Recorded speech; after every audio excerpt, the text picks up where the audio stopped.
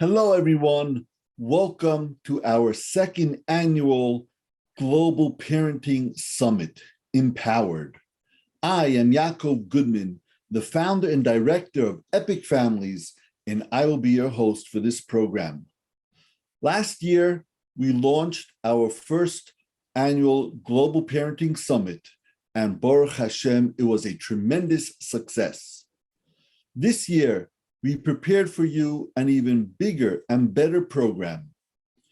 We had shuls around the world that participated in our Epic Shabbos, where the focus of Shabbos was redirecting and renewing our commitment to being the best parents that we can be.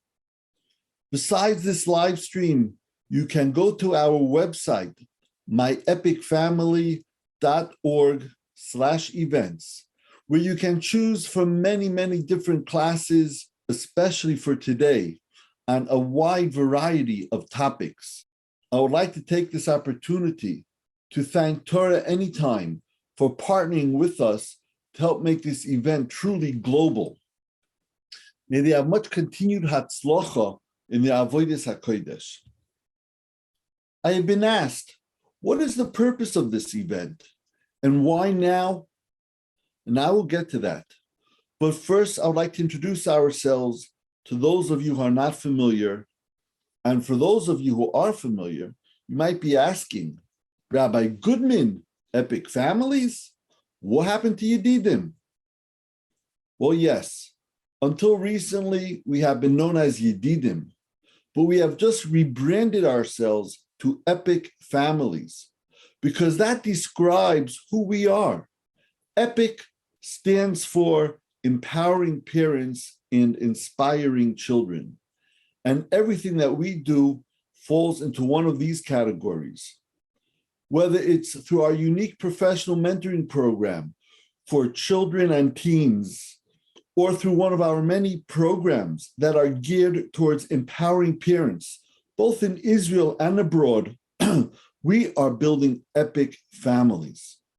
I invite you to browse through our new website, myepicfamily.org, to learn more about our services.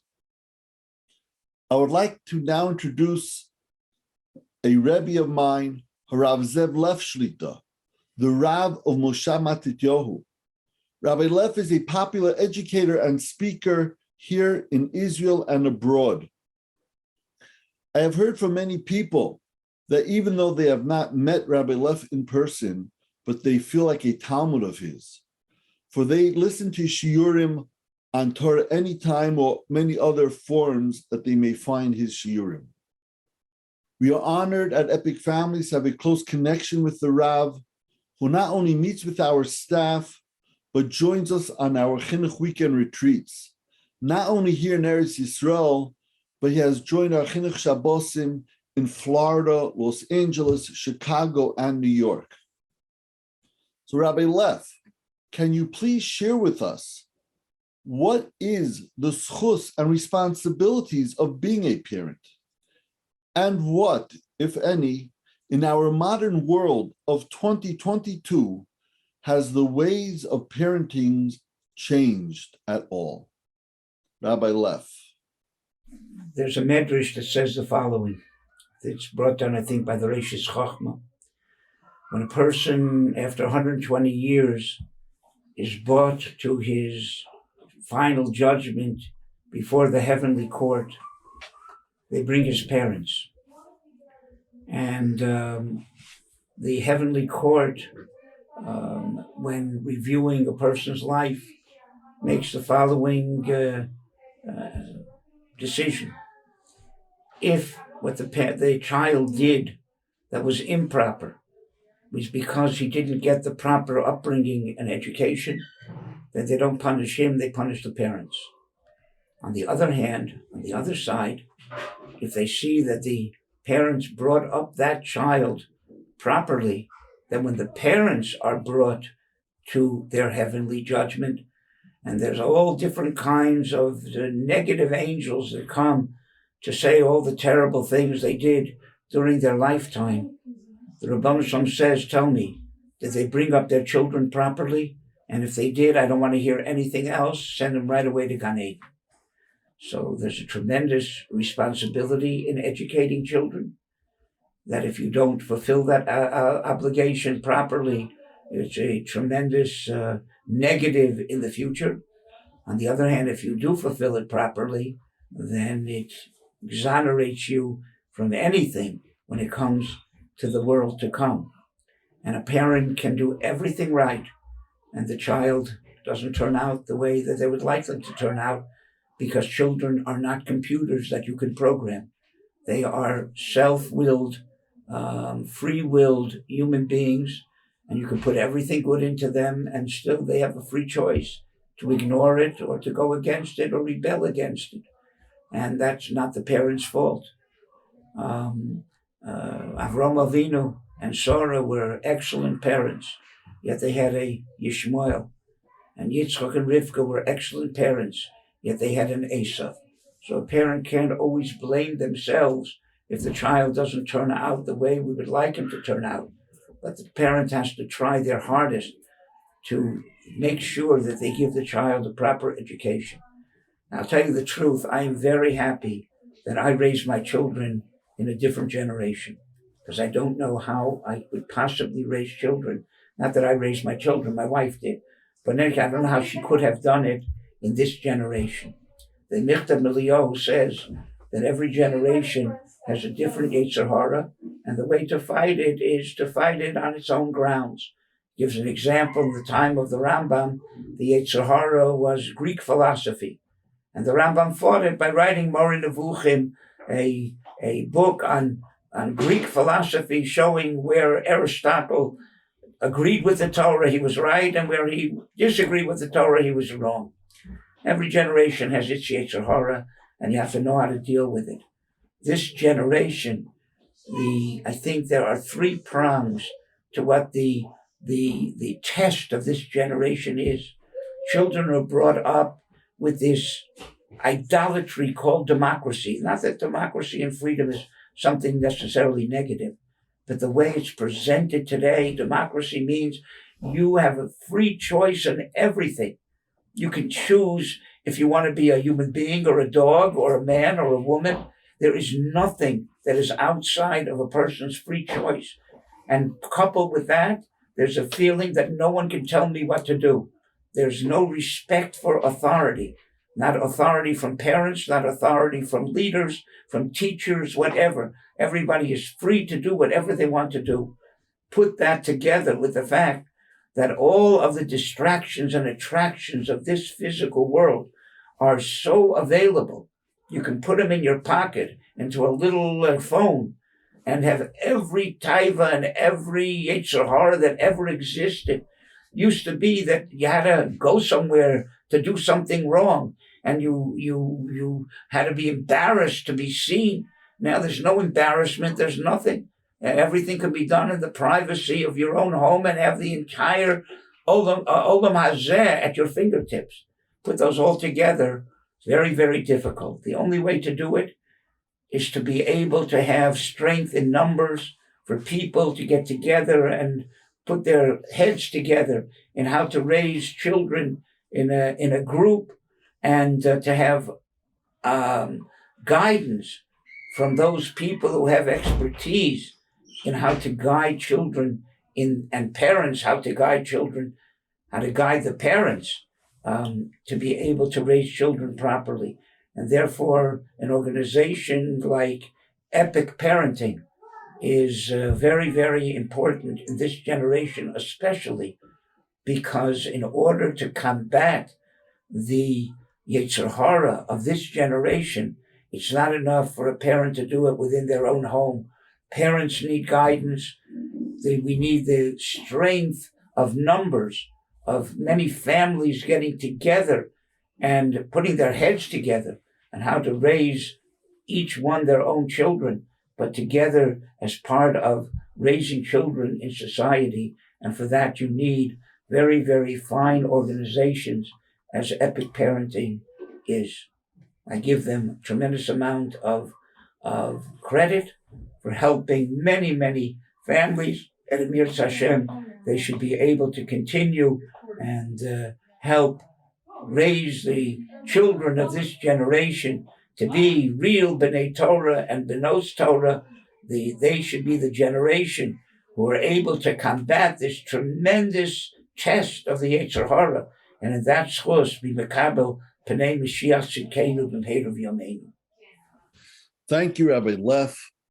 I would like to inform everyone that Rabbi Leff also has a tremendous class on how we can inspire our children to strive for the top and how to make a practical plan to get there. You can access that class and many others on a wide range of topics at myepicfamilies.org/events, like it says over here. I promise I will explain why we are having this Global Parenting Summit and why now. Today is Erev Rosh Chodesh Sivan. It is an Eis Ratzon, a favorable time to daven for our children's success, that they should become upright people with beautiful midos. What is special about today? Rav Yeshaya Halevi Horowitz, who authored the Sefer Shnei Luchos Habris, which is known by its acronym, the Shlah, where he wrote this Sefer as a will and testament for his family, where he left a legacy to know how to act as upstanding Jews. In this Sefer, he tells his children to daven for their children, and especially on Erev Rosh Chodesh Sivan. And from there we have taken the tefillah, which is known as the Tefillas Hashlah. What is special about Erev Rosh Chodesh Sivan to daven for our children? The Shlah himself says, Libi Omer, my heart says, Eis Ratzon L'Tefillah Zu Erev Rosh Chodesh Sivan. A favorable time for this is Erev Rosh Chodesh Sivan. Shehu HaChodesh Shenitna Bot HaTorah. Since Sivan is the month that the Torah was given. V'oz Nikroim Bonim LaHashem Elokeinu. And then we became the children. We are called the children of Hashem. What is it about becoming the children of Hashem that makes it a special time to daven? I believe that the answer is that since we became Hashem's children, He shows us how much He loves us and wants our well-being and success, which is why He gave us the Torah. And who loves a child the most, if not a parent? Who cares for a child the most, if not a parent? Who wants more than anything else the success and well-being of a child, if not a parent? Therefore, at this time that we became Hashem's children, we call out to Hashem, I also have children. I also love them more than anything else. I also want them to succeed. And only you, Hashem, can help me accomplish that. And being that you are our Father and we are your children, you know how much that means to us, how much we yearn for it. So please help us and help our children succeed. Let's keep this in mind when we daven for our children. And we say the Tefillas Hashlah, Erev Rosh Chodesh Sivan, or any other time. Let's mean it from the depths of our heart and show how much we want our children to succeed in all areas of life. And Be'ezra Hashem, we will see much nachas from our children. But davening for our children alone is not enough. It is necessary. It is very necessary. But we also have to be proactive in our parenting. And then the davening will help bring us the siyata dishmaya, Hashem's help, that our efforts will be fruitful. By spending time today, a day of a special Eis Ratzon, to strengthen our commitment to being the best parents possible, to listen to classes and reflect on what we can do better. How can I connect with my children better and show them how much they mean to me? How can I empower them to be ready for what the future may bring or anything else? For sure, this will bring us the siyata dishmaya to see tremendous nachas from our children. I want to reiterate and stress that the importance of this has nothing to do with how well or not well our children are doing. I'd like to share a story with you about a mother who had two children, two boys. One of them was a tremendous boy and he was doing great in school, and the parents had no issues with him. However, the other child struggled. It was hard for him. And the parents poured their hearts out that this child who's having such a hard time should succeed. But after time, the child who was doing very well in school, in Cheder, had left the path of his parents, while the child who was struggling in school became a tremendous yeshiva bacher and became a tremendous young man dedicated to a life of Torah and mitzvahs, and started building a tremendous family. Now, the mother says we can't know the reasoning. We don't know the reason, but the mother said that she feels that the reason was because she spent all those years so busy davening about the child who needed the help that she neglected to daven for the child who's doing well. And she feels that because of that, she missed out on having that extra siyata dishmaya for that child. And this is the purpose of our Global Parenting Summit. It's a day to be able to sit back and reflect on what we can do to better enhance our own relationship with our children, to empower ourselves, to inspire our children. What can we do more? And if we do this, we will see the siyata dishmaya. And if we're talking already about davening for our children, I'd like to share something with you. As I mentioned earlier, we run Chinuch Shabbos in different cities. The past few months, we were in Los Angeles, New York, Chicago. And we had a tremendous Shabbos in Chicago, even though it was below zero with 8 inches of snow. But it was a very warm Shabbos from the Kehillah. And we held one of our Chinuch think tanks. And Rabbi Krohn has joined us as one of the panelists. And I'd like to share just 1 minute of a clip of what he said about this at the panel. Please listen. 2 things. At least once a day. At least once a day. Mishnah Berurah, Mem Zayin, Sifkat and Yud. At least once a day, we are obligated to daven for our children. At least once a day, to mention them by name in Shemona Esrei. I'm going to be crass. All the chaylim in the city are gewaldik to daven for. First thing, you have to daven for your children. Every single day. Everyone has to be mentioned by name. Every single day.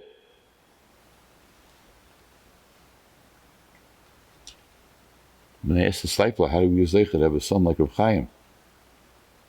Ich hab geweint for my Chaimikel. I cried for him every single day. I think he just dropped down from somewhere. He was a masmid, obviously, and he worked on himself, obviously. His father davened for him every single day. There's no such thing as a hopeless situation. We have to be involved. It takes up too much time. Whatever else is taking up time, stop it. And take care of our children. So we see the importance of davening for our children and working on becoming even better parents. At this time, I would like now to introduce Rabbi Paysach Krohn. We all want our children to grow to be happy people, to be successful people. Rabbi Krohn, can you help us and give us some eitzes on how we can ensure as much as possible this will happen? I'm deeply grateful to my friend Rabbi Yaacov Goodman for having invited me to come to speak to all of you on this global parenting project. This project is now called EPIC. EPIC means something that is so important and so vital. And EPIC stands for Empowering Parents, Inspiring Children. Now, I want to show you something that is so beautiful in the Torah that I feel fits perfectly for the EPIC program. The Paysach tells us in Devarim Chav Zayin, Pasuk Ches, that before Moshe Rabbeinu was nifter, Hashem said to him, "V'chosafta al ha'avonim." You should write the Torah on stones. And of course, the obvious reason why the Rabbeinu Shalom told Moshe Rabbeinu to write on stones is because an even lasts forever almost. A rock doesn't dissipate. If you write something on parchment, so the parchment after a while, as good as it is, it's going to shrivel up and it'll wither away. So the Rabbeinu Shalom wanted that the Torah should be around for generations, and that's why he told Moshe to write it on an even, avonim, on stones. But I once saw something fabulous. The word even really stands for three things: avos, bonim, and nechadim. Fathers, children, and grandchildren. Parents, children, and grandchildren. And that is really the Messiah of Torah. And that's the way Torah was meant to be given over, from parents to children to grandchildren. And that's why this epic program is so important. Of course, we have schools, as great as the school is. And it could be that really, when you think about it, that your child may spend more waking hours in school than they do at home. But really, the very long-term influence that is going to be had on a child is what the father and mother represent and what the father and mother inculcate in the child. And that's what Epic is really all about. So now I'll tell you something very interesting. I remember one time at one of the Torah Masorah conventions, Rabbi Shmuel Kamenetsky, Zolzan Gezon to Philadelphia Rosh Yeshiva, once said something so interesting. And you know, you don't think about it, and we say it in benching all the time. In benching, we say, Harachamon hu yuvorech es avi moiri. V'yes balabayis hazeh, v'yes imi moirosi balas habayis hazeh. When we bench, we say, Hashem, the compassionate one, please bless my father, my teacher, who's the balabayis, and my mother, my teacher, who's the balas habayis. Now, Rav Shmuel asked, not every father is a Rebbe, not every mother is a teacher. So what are we saying here? Avi moiri, imi moirosi. And he said, every father is a teacher. Every mother is a teacher. You don't have to be a teacher in a classroom. The way a father drives, the way a father spends his leisure time, the way a father talks about the Rav and the community. He's being a Rebbe. He is an Avi, but he's a Moiri. He's teaching his child how to behave in the normal ways of life. And the same thing, the way a mother talks about the school, or the mother talks about a shidduch, or the mother talks about anything that she's talking about. The child, they pick it up. And how many times have we called someone and the child picks up the phone and you think it's the parent that's speaking? Either the boy sounds like his father, the way he says hello, and the same thing is with the daughter and the mother. Sometimes you can't even tell the difference. It's not only the voice, it's the inflection. And so therefore, really, all of us that are Baruch Hashem fathers, we are teachers. All that are mothers are teachers. That's Avi Moiri, Imi Moirasi. And that's something that we have to remember literally every waking hour, especially in front of the children. Now, so how do we inspire the children? I think one of the most important things in chinuch is that your home should be a place of happiness. Now, I want to tell you a very fascinating Gemara. The Gemara is actually in Tainus, and the Gemara is in Tainus Chav Beis, and the Gemara tells us that Rav Broika was once walking with Eliyahu Hanavi, and two people were coming towards them. And Eliyahu Hanavi whispers to Rav Broika and says, you see these two people coming here? They're going straight to Olam Haba. Very special people. Excuse me, Rav Broika was surprised. He didn't know these two are very big tzaddikim. So it's interesting, he waited until Eliyahu Hanavi left, and then he goes over to these people, and he says, Maya Viditaichu, what do you guys do? In other words, Eliyahu Hanavi told him these are special people. He wanted to know what makes them so special. They're going straight, they got a straight ticket to the Olam Ha'emes. So they said like this, let's watch carefully what they said, and we're going to see a fabulous diuk from the Ma'am Loyes. Amrulay, they said to him, Inchi b'dichei anan, we are happy people. Mebadchinon atzivi. We make those that are atzivi, those that are otsev, that are unhappy, we make them happy. Could you imagine what a great thing that is? You're able to walk into a room, you see people that are unhappy, and you build them up. You make them feel special. Mibatchinon atzivi. They made those people that were sad, they made them happy. Now, the Mi'am Loyes, you take a look, in Dvarim Kov Ches Mem Zayin, he points out something great about this Gemara. What did they answer? Rabbi asked them, what do you guys do? So they should have said, well, we make people that are upset, people that are downtrodden, people that are sad, we make them happy. But they had a caveat. They added something. Why did they add? What did they say? They said, Inshi b'dichi anan, we are happy people. We make others happy. Why did they say that? Listen to what the Me'am Loye says. V'zesh omru, that which they said, onu semechim, we are happy, u'masamchem acherim, and we make others happy, comes to teach you. Shem adam roitze l'sameach acherim. If you want to make others happy, tzarachu atzmai liyasameach, you have to be happy. She'im heim hoyu atzmam hoyu atzevim. If they alone would be negative and sad people, afilu hoyu roitzim l'sameach acherim lo'hoyu yochaylim. Even if they wanted to make somebody else happy, they wouldn't be able to. So I always say when I speak about marriage, I said, if you feel that your spouse is unhappy and you want to know why, look in the mirror. Maybe it's because you're unhappy, so you can't make your spouse happy. And how much so is that with children? You want your children to fill their potential. You want your children to feel good about themselves. You have to be a happy place. Your home has to be a happy place. That's where children thrive. If parents are always criticizing a child, and Rav Matisyahu Solomon says this so many times. He says, you know, Friday night when kids come home and they say a Dvar Torah and the parents are yelling at them or saying, you didn't say the Dvar Torah properly, and you know something he says, especially teachers have to be so careful. Your house is not a classroom. Your Shabbos table is not a classroom. You have to build the children, not break them. You say the Dvar Torah. You prepare the Dvar Torah. However the child says it, accept it. And you know something? He says, those kids are not dropouts. They're pushouts. What a great expression.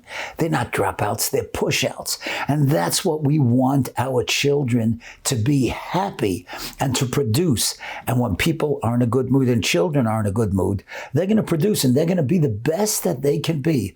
But you've got to provide the attitude and the atmosphere of happiness. That's really what a home is all about. Because if a home is negative, the kids don't want to be there. I remember Rabbi Weinzel once said that there's a study in Harvard that showed 19 out of 20 comments that parents make to children is negative. That's awful. Why did you forget your lunch? Why didn't you wear your helmet when you're driving your bike? Why didn't you wear your coat outside? Everything is negative. When a kid comes home, give him a kiss, give him a hug. Tell him you're so great. It's so wonderful to see you. And then you might be able to criticize them, of course. Children have to be criticized, but it has to be done with love. It has to be with a happy attitude and that they feel that you really love them. That's what epic parenting is really all about. Building your child by being happy and showing them that you truly, truly love them for what they are. Now, I once saw a beautiful expression. A smile is a little curve that sets a lot of things straight. And you know something? A smile is a little curve that sets a lot of things straight. And I remember I once heard Rabbi Shaul Salanta was once walking in the street, and it was in the month of Elul. He saw a guy who was walking, his face was morose, his face was down. So Rabbi Shaul said, "Why, what's going on, Rabbi Yid?" He said, "It's Elul, I'm doing tshuva." So Rabbi Shaul said, "Because you're doing tshuva, I got to suffer?" In other words, nobody wants to look at a face that's down and morose and sad. So you can't have a face like that in the house, in front of your children, because, it makes them sad. Now, I'll tell you another thing. This is an amazing thing. I want to show you two things. What children learn from their parents' marriage. This was written by a woman, Judith Siegel. I'm sure that she's a Jewish woman. But listen to what she writes. Children are deeply affected by the ways in which parents demonstrate respect for each other. When parents praise or compliment each other, they send a message of value that is fully absorbed by the child. When parents demean each other, they create discomfort and conflict in the child. Disrespect between parents also creates an imprint of marriage as an unsafe place to be. I always say this to parents. You want your child to have a good marriage, you have a good marriage. And if you have a happy marriage and a respectful marriage, then the kids are going to respect you, they're going to respect each other, because that's what they see. That's what empowering parenting is. Empower your kids to give compliments, to build people. It's so easy to break people. You listen to any of the media, any of the technology, it's always negative. This one killed, this one hurt, this one stole. It's always negative. In the house, it should be positive. A husband should compliment a wife should compliment a husband. I'll tell you something. You know what Rabbi Miller once said? The first thing that kids should do Friday night when they come home is kiss the mother's hand and thank her for making the meal. Because after all, she made the Friday night meal, right? But okay, so we tried it for a few weeks in the house. Of course, it doesn't work. Unless you start it when the kids are very small, it doesn't work, it becomes a joke. But I'll tell you something. There's a wonderful person, his name is Steve Covey, and he writes about 7 habits of highly effective families. I want to quote this. The greatest thing that you can do for your children, we're talking now about raising children, is love your spouse.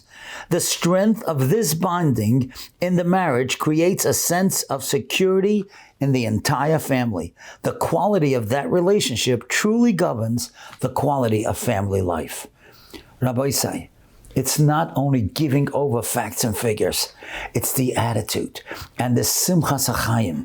And you know something? When you have parents that have a simchas hachayim, the kids are going to have it. And when kids have a simchas hachayim, they're going to be the best that they can be. They're going to bring out the potential. Every child has great potential. No kids are the same, but if you want to bring out the best in them, you have to create a very, very happy attitude in the house. I once saw the right temperature in a home is maintained by warm hearts, not hot heads. I want to repeat that. The right temperature in a home is maintained by warm hearts and not hot heads. And you know something? There's a Gemara like that also in Gittin Vav. La'olam al yatil adam ema yisera b'seich beisai. Don't bring terror into your home. Don't be yelling and screaming at the kids. That's not how you're going to change kids. They're going to be afraid of you, but they're not going to produce. Very, very important lesson in child rearing.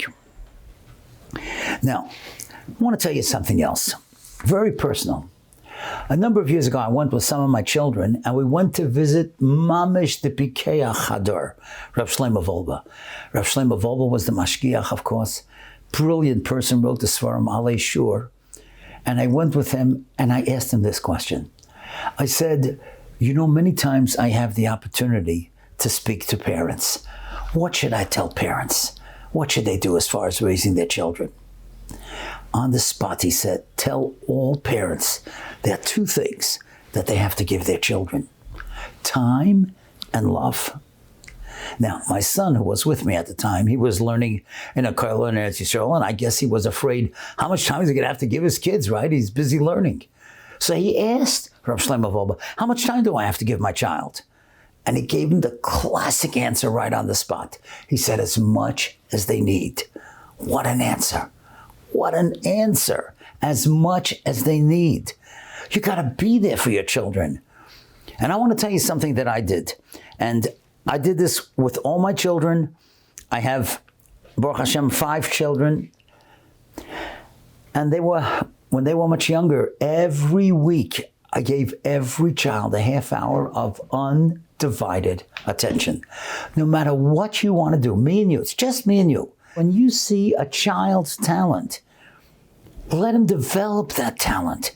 And everybody encourages the child to keep and grow in that talent. Now, I'll give you an example. I have a daughter. I'm a big believer in sports.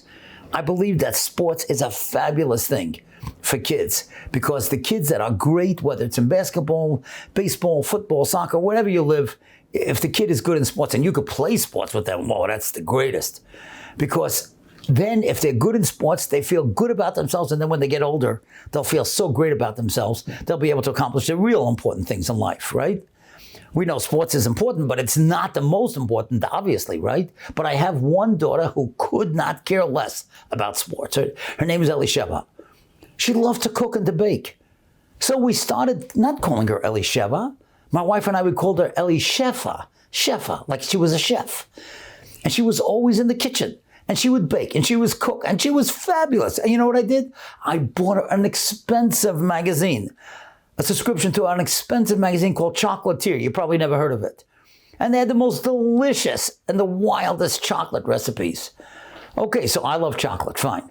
Now, but she felt very good. Her Tati understood that. She loves food.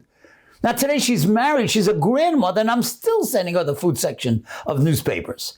And I'm still sending her recipe books because that was something that she liked. And when you see that a child has a love for something, you go with it. Let the child develop that talent. Spend time, ask them about it. Every child is different. No two children are the same, but every child is the same that they want their parents' recognition. And every child wants to hear that they're doing nicely. Don't give false compliments. Don't tell a kid he's great if he's not. Or they made a mistake and say, oh, that's great. No, you tried hard. That's it. That's the compliment. Don't give false compliments. If the kid made a mistake, you'll say, you made a mistake, but you tried. And that's what's important.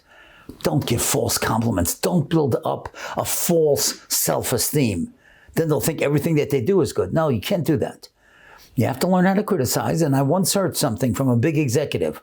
You give 2 or 3 compliments first, and then you could criticize. You just don't wipe someone away with a criticism.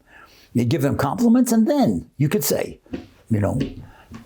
somebody the other day had a criticism on something that I once said.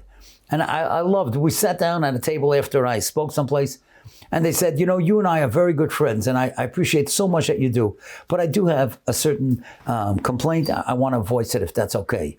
Now, if he would have just come over to me and said, I got a complaint against you, I wouldn't have been so receptive. But he said, we're good friends and I appreciate everything that you do. And then he told me, okay, fine. So we got into a discussion of what it was. But the point is, you build a child and then you could give a criticism. And if you see a child has a talent, as my daughter did in food, you go with that and you compliment and you build. There's a famous pasuk that we all know. Ivdu as Hashem b'simcha. You should serve HaKadosh Baruch Hu b'simcha. Watch the next 3 words. Boyu lefanov b'rinana. It's in Tilm Kuf pasuk beis. Come to Hashem with song. You know what the first letters of those 3 words are? Boyu lefanov b'rinana.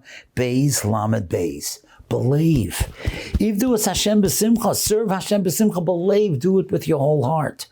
And if you do mitzvahs with excitement, then your kids are going to do mitzvahs with excitement.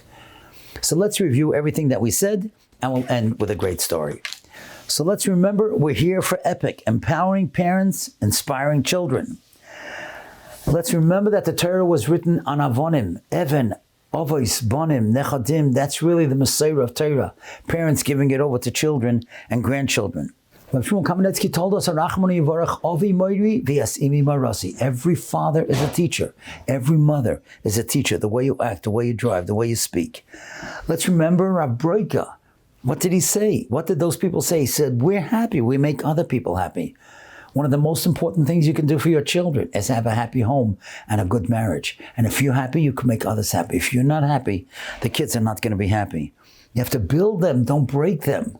As Rav Matisyahu said, they're not dropouts, they're pushouts if you're constantly criticizing and it's not a happy atmosphere.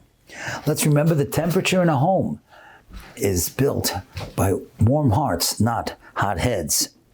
What Rav Wolbe told us, children need time and love. How much time? As much as they need. Spend time with each child individually. Make them feel special, whatever they want to do, just you and them. No cell phones, no interruptions. I just want to end with this beautiful story. I remember I was in Lithuania outside the Vilna ghetto, 2003, the first time I was there. And I told the people this story. Rabbi Leo Goldman told me this story. And he told me that when he was a boy, he was one of the survivors of the war. And he came to the shul of Vilna after the war in 1945. The whole shul was ransacked. There was no Sifrei Torah, nothing. And then it came to Simchas Torah. And They couldn't lane, they didn't have a Sefer Torah, but they wanted to dance. How do you dance without a Sefer Torah? And he told me that as the old men were standing around trying to figure out what they're going to do, all of a sudden a young couple walked in with 2 kids, a little boy and a little girl. And the little girl, her voice wasn't developed because they were always whispering to her because they were in hiding. And then the people said, every child is a living Sefer Torah. Let's hold the children. A.B. Rottenberg made a song out of this. Let's hold the children and we'll dance with each child because every child is a living Sefer Torah. And when I heard that beautiful story, because that's exactly what they did, I remember the Zohar. The Zohar says that even the Sefer Torah in the Heichel, the Sefer Torah in the Aron Kodesh, needs mazel. You know what mazel stands for?